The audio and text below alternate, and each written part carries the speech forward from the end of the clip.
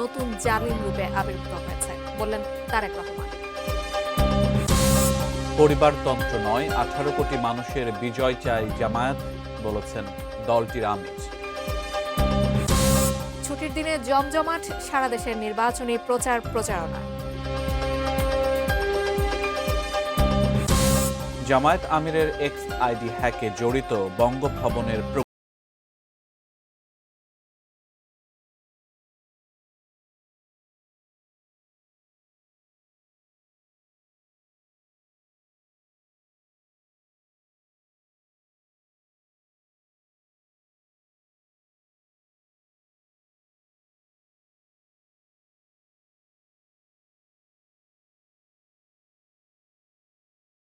News সন্ধ্যা 6টার prime নিউজে আপনাদের সবাইকে আমন্ত্রণ জানাচ্ছি। আমরা দুজন, আমি জান্নাতুন নাহার জাকিয়া এবং সাথে আছি আমি সিয়াম রেজওয়ান। এতক্ষণ আপনারা নাসির সিনটেক্স গ্রুপের সৌজন্যে প্রধান খবরের শিরোনামগুলো শুনছিলেন। VSL angle channel HB VSL Bikrampur steel limited. এবার বিস্তারিত। শুরুতে বেলামের সৌজন্যে জাতীয় নির্বাচন ও গণভোটের খবর। বিএনপির চেয়ারম্যান তারেক রহমান বলেছেন, দেশে গুপ্ত সংগঠনের ব্যক্তিরা এখন নতুন জালিম রূপে আবির্ভূত হয়েছে। নারীদের ঘরে বন্দি রেখে কোনোভাবেই দেশকে নিয়ে যাওয়া সম্ভব নয় বলেও মন্তব্য করেন তিনি। বরিশাল থেকে আরো জানাচ্ছেন আমিনুল ইসলাম। মাটিতে সকলের হৃদয়ের স্পন্দন। দীর্ঘ 2 যুগ পর বিএনপি চেয়ারম্যানের আগমনে ভোর থেকেই বরিশাল বিভাগের বিভিন্ন জেলা ও উপজেলা থেকে দলের নেতাকর্মীরা নগরের বান্দর রোডের বেলস পার্কের সমাবেশস্থলে জড়ো হন। দুপুরে ঐতিহাসিক এই মাঠে নির্বাচনী জনসভায় প্রধান অতিথি হিসেবে আসেন বিএনপির চেয়ারম্যান তারেক রহমান। কোনো রাজনৈতিক দলের নাম উল্লেখ না করে তারেক রহমান বলেন, যারা জনগণের অধিকার কেড়ে নিয়েছিল তাদের ভাষাতেই একটি রাজনৈতিক দল কথা বলছে। জনগণ সেই রাজনৈতিক দলটিকে গুপ্ত নামে চেনে বলে মন্তব্য করেন তিনি। এই যে নতুন জালেম, যাদেরকে মানুষ গুপ্ত হিসাবে চিনে, এই জালেমদের নেতা সে 2 দিন আগে প্রকাশ্যে বলেছে বাংলাদেশের নারীদেরকে সে একটি অত্যন্ত কলঙ্কিত শব্দ দিয়ে ব্যবহার করেছে। যেই ব্যক্তি বা যেই দলের তার দেশের মা বোনদের প্রতি বিন্দুমাত্র শ্রদ্ধা নেই, যেই নেতা যেই দলের নেতাকর্মীদের নিজের দেশের মা বোনদের কষ্টের প্রতি বিন্দুমাত্র সম্মান নেই, তাদের কাছ থেকে আর যাই হোক বাংলাদেশ কখনো অগ্রগতি আশা করতে পারে না। যারা ইসলামের রাজনীতি করে তারা নারীদের নিয়ে কিভাবে কলঙ্কিত শব্দ ব্যবহার করে সেই প্রশ্ন রাখেন তারেক রহমান। আমাদের প্রিয় নবী করিম সাল্লাল্লাহু আলাইহি ওয়াসাল্লামের স্ত্রী এই বিবি খাদিজা, উনিও একজন কর্মজীবী মহিলা ছিলেন। এরা বলে ইসলামের রাজনীতি করে, অথচ নবীর স্ত্রী নিজে যেখানে একজন কর্মজীবী মহিলা ছিলেন, সেখানে কেমন করে একটি রাজনৈতিক দলের নেতা এবং কেমন করে সেই রাজনৈতিক দলটি তাবৎ বাংলাদেশের নারী সমাজকে এমন একটি কলঙ্কিত শব্দ জর্জরিত করলো। বিএনপির চেয়ারম্যান বলেন, নিশিরাতে নির্বাচন যারা করেছে জনগণের প্রতিরোধে তারা পালিয়েছে। এখনকার বাংলাদেশ জনগণের বাংলাদেশ, এখন দেশ চলবে জনগণের রায়ের উপর। 12 তারিখে ইনশাআল্লাহ ধানের শীষকে জয়যুক্ত করার মাধ্যমে 13 তারিখ থেকে আসুন সকলে মিলে আমরা দেশ পুনর্গঠনের কাজে হাত দেই। কে কে আছেন আমার সাথে এই কাজে? দেশ পুনর্গঠনের কাজে কে কে আছেন? সমাবেশে বরিশাল বিভাগের 21টি আসনের বিএনপি ও এর জোটের প্রার্থীদের সাথে নিয়ে ভোট চান বিএনপির চেয়ারম্যান। বিজয় করে নিয়ে আসবেন সে আমাদেরই একজন। প্রার্থীদের হাতে নিজের মার্কা তুলে দিয়ে তিনি বললেন, জনগণের পাশে তারা 13 তারিখ থেকেই থাকা শুরু করবেন এবং তাদের যে লক্ষ্য রয়েছে উন্নয়নের রূপরেখা, সেটি বাস্তবায়নের জন্য ভোটারদের কাছে সমর্থন চাইলেন। বরিশাল থেকে আমিনুল ইসলাম, এটিএন নিউজ। জামায়াতে ইসলামী সহ 12 দল ক্ষমতায় গেলে তিস্তা মহাপরিকল্পনা বাস্তবায়নে কারো লাল চোখ পরোয়া করা হবে না বলে হুঁশিয়ারি দিয়েছেন দলটির আমির ডক্টর শফিকুর রহমান। উত্তর জনপদের তিস্তা ব্যারাজের নির্বাচনী জনসভায় এই হুঁশিয়ারি দেন তিনি। এর আগে সকালে কুড়িগ্রামের জনসভায় তিনি বলেন, জামায়াত ইসলামী কোনো পরিবারতন্ত্র চায় না। তার এক্স হ্যাক করে নেওয়া বক্তব্য ধরে একটি দল কাণ্ডজ্ঞানহীন বক্তব্য রাখছে বলেও অভিযোগ করেন তিনি। জামায়াতে ইসলামীর আমির ডক্টর শফিকুর রহমান তার 14তম দিনের নির্বাচনী সফরে আসেন উত্তর জনপদের অবহেলিত জেলা কুড়িগ্রামে। জেলা সদরের সরকারি কলেজ মাঠের এ জনসভায় সকাল থেকে যোগ দেন এ অঞ্চলের লাখো জনতা। এই বাংলাদেশের ভার তোমরা বহন করতে রাজি আছো? দুপুর 12টার দিকে জনসভায় আসেন ডক্টর শফিকুর রহমান। এখানে তিনি বিএনপি ও পরিবারতন্ত্রের সমালোচনা করেন। জামায়াতে ইসলামী এই যুগের সবচেয়ে বড় দল, কিন্তু আমরা কোন দলীয় সরকার কায়েম করতে চাই না। আমরা কোন পরিবার এবং গোষ্ঠীতন্ত্র কায়েম করতে চাই না। আমরা বাংলাদেশ জামায়াতে ইসলামের বিজয় চাই না। আমরা চাই 18 কোটি মানুষের বিজয়।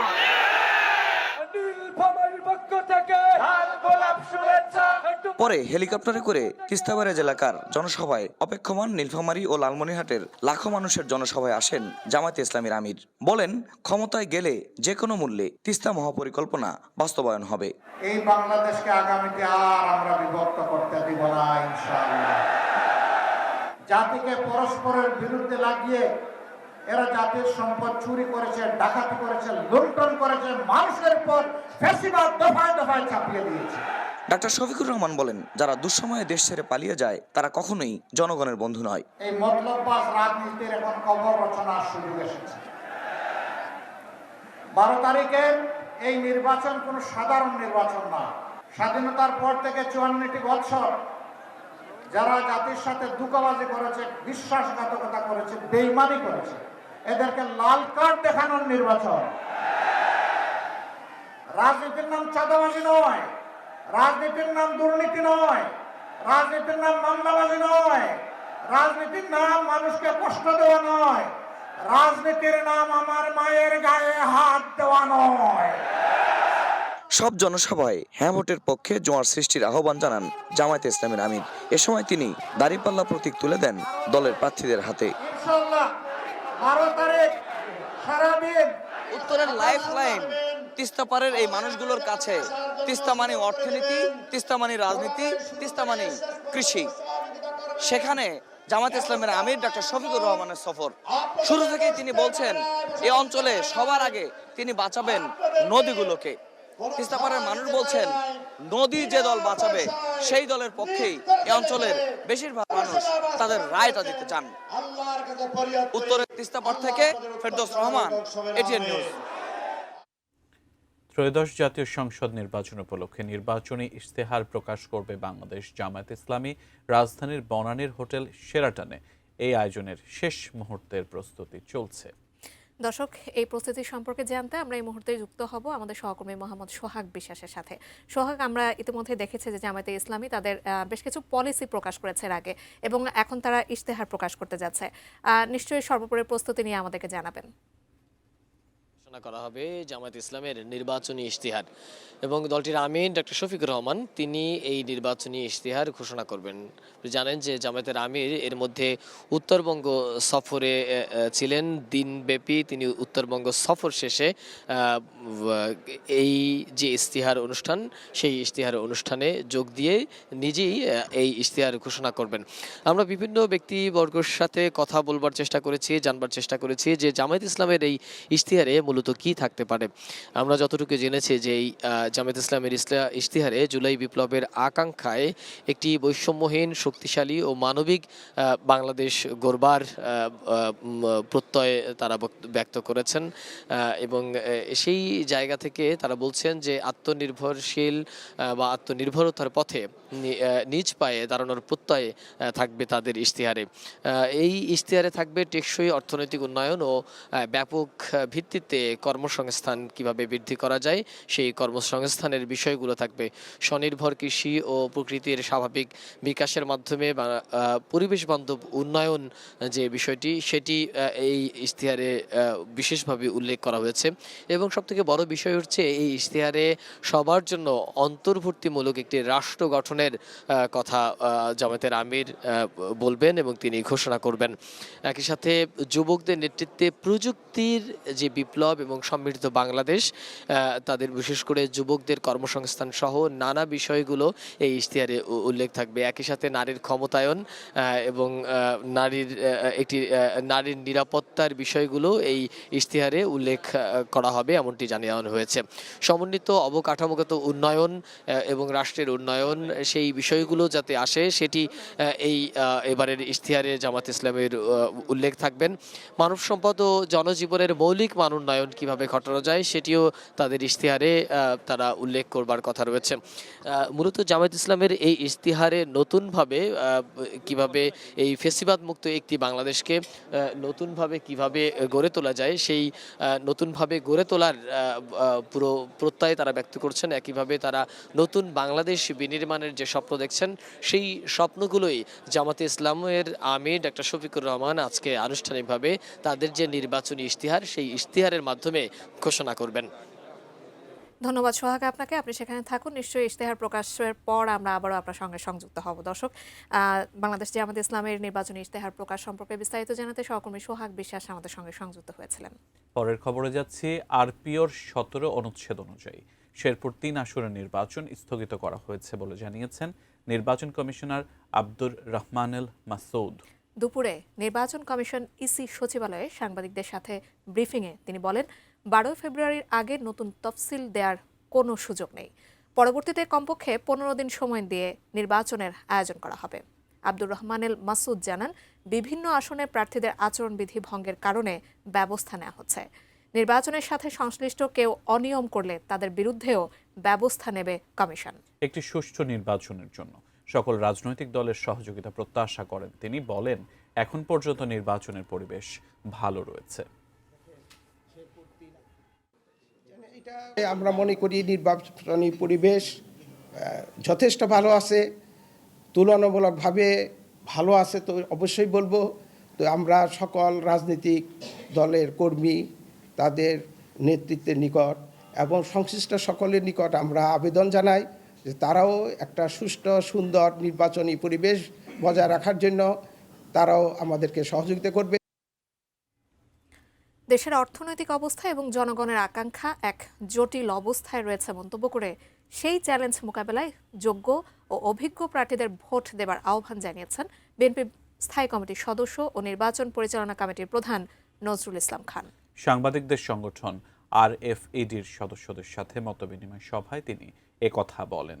সকালে রাজধানীর একটি হোটেলে অনুষ্ঠিত সভায় সাংবাদিকদের কোনো দল নয়, দেশের স্বার্থে সুষ্ঠু এবং নিরপেক্ষ নির্বাচনের পক্ষে অবস্থান নেবার আহ্বান জানান নজরুল ইসলাম খান।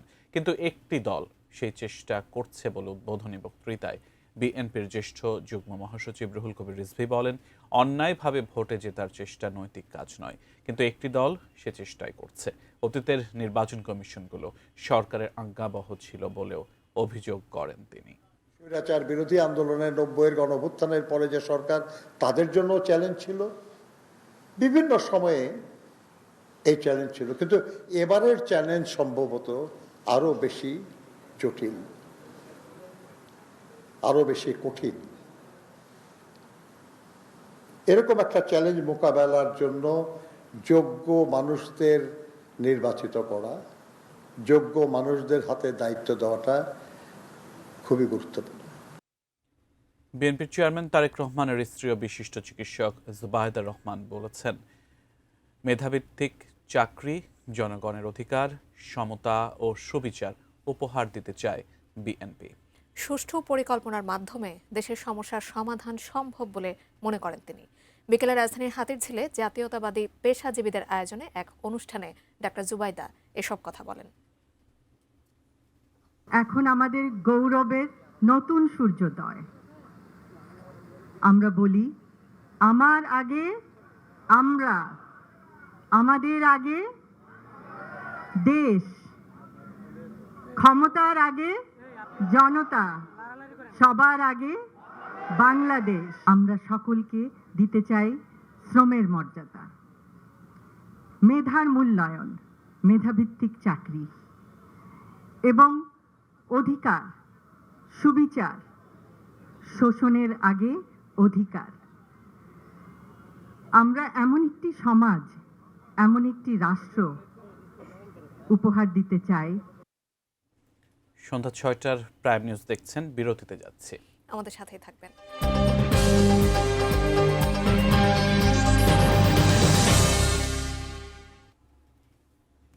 বিরতির পর আমন্ত্রণ, আপনারা সন্ধ্যা 6টার প্রাইম নিউজ দেখছেন। আবারও জানাবো ভোটের মাঠের খবর।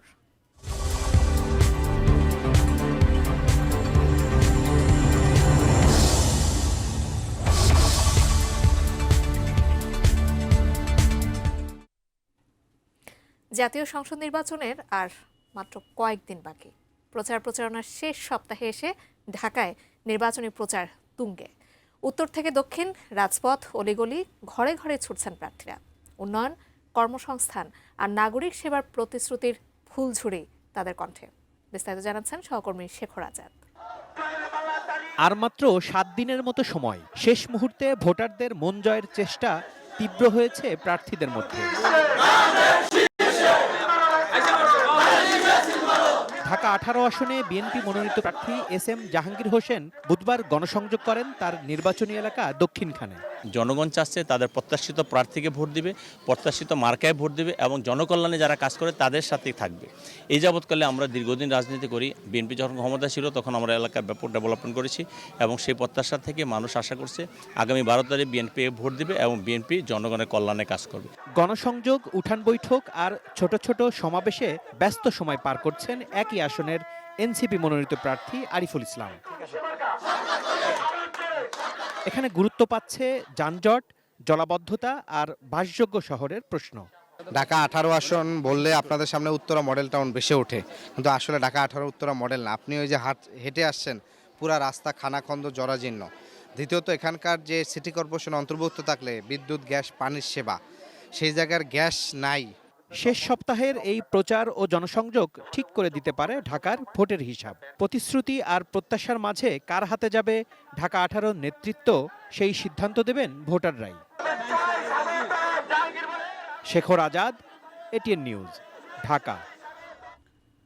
আর মাত্র কয়েকদিন বাকি, শহর থেকে গ্রাম, নির্বাচনী আমেজে মুখর পরিবেশ। প্রার্থীদের প্রচারণা আর ব্যাপক গণসংযোগে জোরালো ভোটের হাওয়া দেশ জুড়েই। একই সঙ্গে অভিযোগ পাল্টা অভিযোগে উত্তপ্ত হয়ে উঠেছে নির্বাচনের মাঠ। আমাদের প্রতিনিধিদের পাঠানো তথ্য ও ছবিতে দেখব বিস্তারিত ডেস্ক রিপোর্টে। জামায়াতে ইসলামী কোনো ইসলামিক দল নয়। দেশের আলেম ওলামারা বলছেন তারা ইসলামের কথা বলে প্রতারণা করছে। বুধবার দুপুরে ঠাকুরগাঁও 1 আসনের নির্বাচনী পথসভায় এমনই মন্তব্য করলেন বিএনপি মহাসচিব মির্জা ফখরুল ইসলাম আলমগীর। চরমোনাইর মৌলানা পীর সাহেব তিনি পরিষ্কার করে বলতেছেন জামাতে ইসলাম কোনো ইসলামী দলই না। আমাদের অনেক আলেম ওলামারা তারা পরিষ্কার করে বলতেছে যে জামাত ইসলামের কথা বলে মানুষকে প্রতারণা করতেছে। নারায়ণগঞ্জের এক নির্বাচনী জনসভায় জামায়াতে ইসলামের সেক্রেটারি জেনারেল অধ্যাপক মিয়া গোলাম পরোয়ার পাল্টা অভিযোগ করেছেন বিএনপি বঙ্গভবন ও ভারত সমন্বিত কর্মসূচির মাধ্যমে জামায়াতে ইসলামের জনপ্রিয়তা ক্ষুণ্ণ করতে সাইবার আক্রমণ চালাচ্ছে। আমরা মনে করি বিএনপি বঙ্গভবন ইন্ডিয়ার সাথে প্যাকেজ প্রোগ্রাম করে জামায়াত ইসলামীর ইমেজ ধ্বংস করার সাইবার অ্যাটাক শুরু হয়েছে। নাটোরে বিএনপির প্রার্থী অ্যাডভোকেট এম রুহুল কুদ্দুস তালুকদার দুলু জামায়াতের আমিরের বক্তব্যের কড়া সমালোচনা করে বলেছেন, নারীর সমান অধিকার সীমিত করার যে কোনো ইঙ্গিতই দেশের নারী সমাজ প্রত্যাখ্যান করবে। বাংলাদেশের নারী সমাজ তাদেরকে প্রত্যাখ্যান করবে বলে আমি মনে করি। কক্সবাজারের চকরিয়ায় সাংবাদিকদের সঙ্গে মতবিনিময় করেন বিএনপি নেতা সালাউদ্দিন আহমদ। এ সময় তিনি বলেন, বিএনপি ক্ষমতায় গেলে সাংবাদিক ও গণমাধ্যমের পূর্ণাঙ্গ স্বাধীনতা নিশ্চিত করা হবে। যে দেশে গণমাধ্যমের স্বাধীনতা নিশ্চিত করা হয়েছে সেই দেশের গণতন্ত্র শক্তিশালী হয়েছে এবং গণতান্ত্রিক কাঠামো, গণতান্ত্রিক প্রতিষ্ঠানগুলো শক্তিশালী করার মধ্য দিয়েই গণতন্ত্রকে সত্যিকারভাবে শক্তিশালী করা যায়। সেই বাংলাদেশ প্রতিষ্ঠার জন্য আমরা প্রতিশ্রুতিবদ্ধ। মির্জাপুরে টাঙ্গাইল 7 আসনে বিএনপির প্রার্থী আবুল কালাম আজাদ সিদ্দিকীর পক্ষে প্রচারণা চালান যুবদলের সাবেক নেতা আবুল মনসুর খান দীপক। বাংলাদেশে যদি একটি সাম্যের বাংলাদেশ গড়তে হয়, অবশ্যই আমরা আগামী দিনে আপনাদের কাছে ধানের শীষের সমর্থন চেয়ে ধানের শীষে ভোট দেবেন বলে আমরা প্রত্যাশা করি। এদিকে কুষ্টিয়া ৪ আসনে ভোট চাওয়াকে কেন্দ্র করে বিরোধের সালিশ বৈঠকে জামায়াতের হামলায় বিএনপির ৩ কর্মী আহত হয়েছেন। বুধবার সকালে খোকসা উপজেলার মালয়েশিয়া বাজারে এই ঘটনা ঘটে। আর নওগাঁ সদর উপজেলায় নির্বাচনী সংঘর্ষের ঘটনায় বিএনপির বিরুদ্ধে আনা অভিযোগের প্রতিবাদে সংবাদ সম্মেলন করেছে জেলা বিএনপি। জামাতে ইসলামের যে প্রার্থী উনি যে মিথ্যাচার করেছে। চন্দন পাল, ডেস্ক রিপোর্ট, এটিএন নিউজ। জাতীয় সংসদ নির্বাচনে জামায়াতের কাছে জাতি ধোঁকা খাবে বলে মন্তব্য করেছেন ইসলামী আন্দোলন বাংলাদেশের আমির মুফতি সৈয়দ মোহাম্মদ রেজাউল করিম। বিকেলে রাজধানীর পুরানো পল্টনের IAB মিলনায়তনে দলের নির্বাচনী ইশতেহার ঘোষণার অনুষ্ঠানে তিনি এই দাবি করেন। এ সময় রাষ্ট্র পরিচালনায় শরিয়ার প্রাধান্য রেখে রাষ্ট্র গঠনে ৩০ দফা ইশতেহার ঘোষণা করেন তিনি। মাহাদি সেকান্দারের প্রতিবেদন। জাতীয় নির্বাচনে জামায়াতে ইসলামীর সাথে সমঝোতার বার্তা দিয়েও শেষ পর্যন্ত সারা দেশে ২৫৮টি আসনে হাতপাখা প্রতীকে নির্বাচন করছে চরমোনাই পীরের নেতৃত্বাধীন ইসলামী আন্দোলন বাংলাদেশ।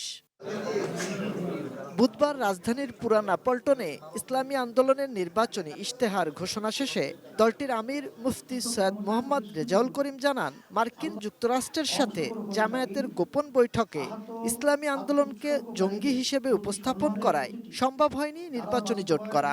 যেখানে ইসলাম নাই, যেখানে দেশের স্বার্থ নাই, যেখানে এক কথায় নিজেদের ভিতরে সৌহার্দ্যতা নাই, যেখানে নিজেদের ভিতরে সৌহার্দ্যতা না থাকে, তাদের সাথে থাকলে সেখানে জাতি ধোঁকা খাবে, বাংলাদেশের মানুষ ধোঁকায় পড়বে এবং বাংলাদেশ সুন্দর হওয়ার পরিবর্তে একটা অসুন্দর দেশ হবে। এ সময় রাষ্ট্র গঠনে মৌলিক ৩০ দফা ইশতেহার ঘোষণা করে ইসলামী আন্দোলন, যেখানে ইসলামী নীতিমালা প্রতিপালন, পর্যায়ক্রমে রাষ্ট্র সংস্কার, পিয়ার পদ্ধতি চালু, দুর্নীতি দুঃশাসন, সন্ত্রাসবাদ মুক্ত কল্যাণ রাষ্ট্র প্রতিষ্ঠার কথা বলা হয়। নারীদের সম অধিকার নয়, বরং অগ্রাধিকার প্রতিষ্ঠা করা, দ্রব্যমূল্যের ঊর্ধ্বগতি রোধে সিন্ডিকেট ভেঙে দেওয়া ও সকল শিক্ষা প্রতিষ্ঠানকে জাতীয়করণের অঙ্গীকার রয়েছে। নৈতিকতার সমৃদ্ধ কর্মসূচি, বিজ্ঞান ভিত্তিক শিক্ষা ব্যবস্থা, সার্বজনীন কর্মসংস্থান, পর্যায়ক্রমিক রাষ্ট্র সংস্কার, মহান মুক্তিযুদ্ধ, জুলাই গণঅভ্যুত্থানের প্রত্যাশার প্রতি দায়বদ্ধতা, আর্থিক, সামাজিক ও কূটনৈতিক সক্ষমতা বৃদ্ধি। ইসলামী আন্দোলন ক্ষমতায় গেলে ইশতেহারে উল্লেখিত সকল দফা বাস্তবায়নের কথাও জানান মুফতি সৈয়দ মোহাম্মদ রেজাউল করিম। আল্লাহ রাব্বুল আলামিন আমাদেরকে বিজয় করে এই আশা পূরণ করার তৌফিক দান করুন। Mahadi Sekendar, ATN news, Dhaka. Prime নিউজে আছে আরো একটা বিরতি নিচ্ছি, সঙ্গেই থাকুন।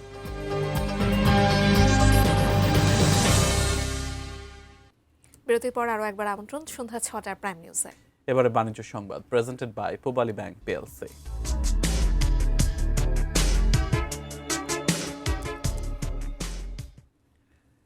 চট্টগ্রাম বন্দরের নিউমোরিং কন্টেইনার টার্মিনাল বিদেশি সংস্থা ডিপি ওয়ার্ল্ডকে ইজারা দেওয়ার সিদ্ধান্তের প্রতিবাদে আজ থেকে অনির্দিষ্টকালের জন্য কর্মবিরতি শুরু করেছেন বন্দর শ্রমিক ও কর্মচারীরা। এর আগে শনিবার থেকে তারা ৩ দিন ৮ ঘন্টা করে এবং মঙ্গলবার ২৪ ঘন্টা কর্মবিরতি পালন করেছেন। আন্দোলনকারীরা কন্টেইনার হ্যান্ডেলিং সহ সব ধরনের কাজ বন্ধ রেখেছেন, যার ফলে দেশের প্রধান সমুদ্র বন্দর কার্যত অচল হয়ে পড়েছে। আমদানি ও রফতানি কার্যক্রম বন্ধ হওয়ায় পণ্যের জট সৃষ্টি হয়েছে। মেটাল প্রেজেন্স কৃষি সংবাদ, সুজলা সুফলা।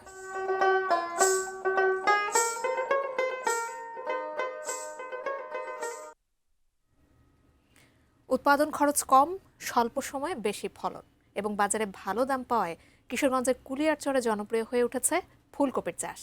ফুলকপি চাষ করে উপজেলার অনেক কৃষক বদলেছেন তাদের ভাগ্য। একসময় কুলিয়ারচরে জমিগুলোতে ধান চাষ হতো বেশি, তেমন লাভ না হওয়ায় কৃষি বিভাগের পরামর্শ ও সহায়তায় ফুলকপির চাষ শুরু করেন কৃষকরা। কয়েক মাসের মধ্যে ফলন আসতে শুরু করে। কৃষকরা জানিয়েছেন, ১ বিঘা জমিতে ফুলকপি চাষে খরচ হয় ১৫ থেকে ২০ হাজার টাকা, তা থেকে লাভ হচ্ছে অন্তত ১ লাখ টাকা। কুলিয়ারচরে সবজির হাট গড়ে ওঠায় সহজে বাজারজাত করতে পারছেন কৃষকরা।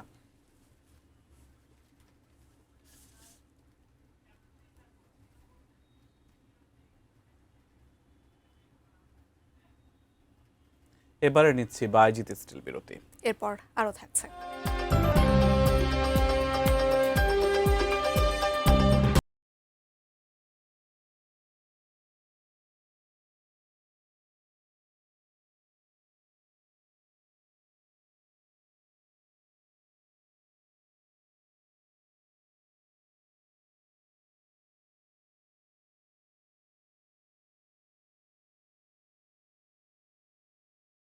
আরও একবার আমন্ত্রণ, প্রাইম নিউজ দেখছেন। এবারে সন্ধানী লাইফ ইন্স্যুরেন্স কোম্পানি লিমিটেডের সৌজন্যে দেশের বাইরের খবর।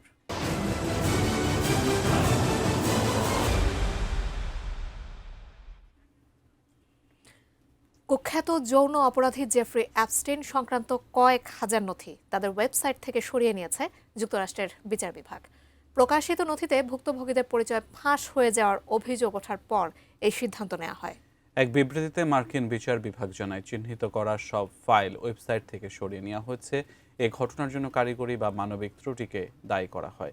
সোমবার এক ফেডারেল বিচারককে পাঠানো চিঠিতে সংস্থাটি জানায়, ভুক্তভোগী ও তাদের আইনজীবীদের অনুরোধে সব নথি আরও সম্পাদনার জন্য প্রত্যাহার করা হয়েছে। ভুক্তভোগীদের আইনজীবীরা অভিযোগ করেন, গত শুক্রবার প্রকাশিত নথিতে তথ্য গোপন রাখার ক্ষেত্রে গুরুতর ত্রুটি ছিল। এতে প্রায় 100 জন ভুক্তভোগীর ব্যক্তিগত জীবনে ব্যাপক প্রভাব পড়েছে। নথিগুলোতে ইমেল ঠিকানা, ব্যক্তিগত তথ্য, এমনকি নগ্ন ছবিও ছিল, যার মাধ্যমে সম্ভাব্য ভুক্তভোগীর পরিচয় শনাক্ত করা সম্ভব হয়েছে।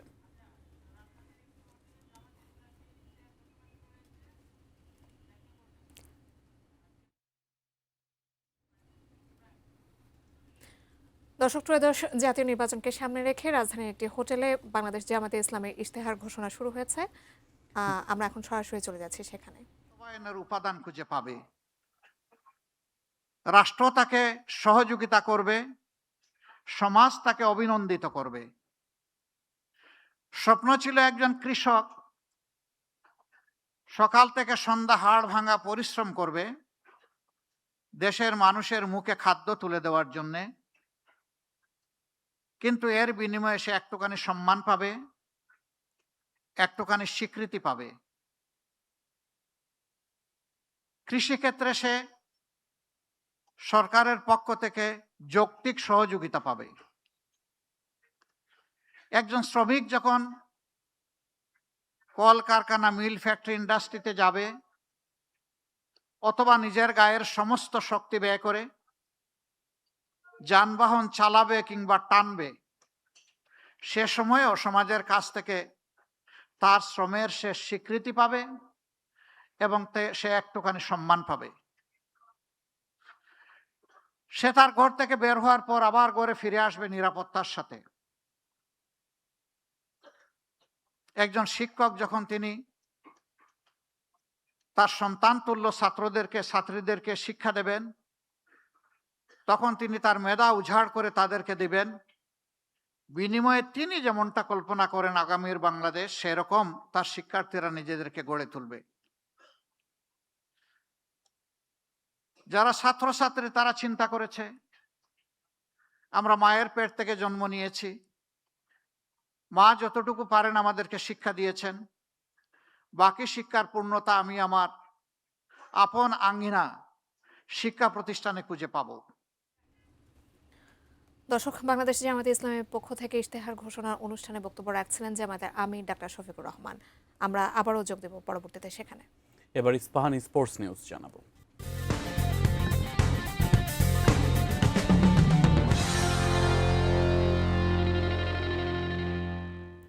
রাউন্ড রবিন লিগের শেষ ও তৃতীয় ম্যাচে স্বাগতিক নেপালকে 4-0 গোলে হারিয়ে শীর্ষ দল হিসেবে অনূর্ধ্ব-19 নারী সাফ চ্যাম্পিয়নশিপের ফাইনালে উঠলেও বাংলাদেশের মেয়েরা হ্যাটট্রিক করেছেন আলপি আক্তার।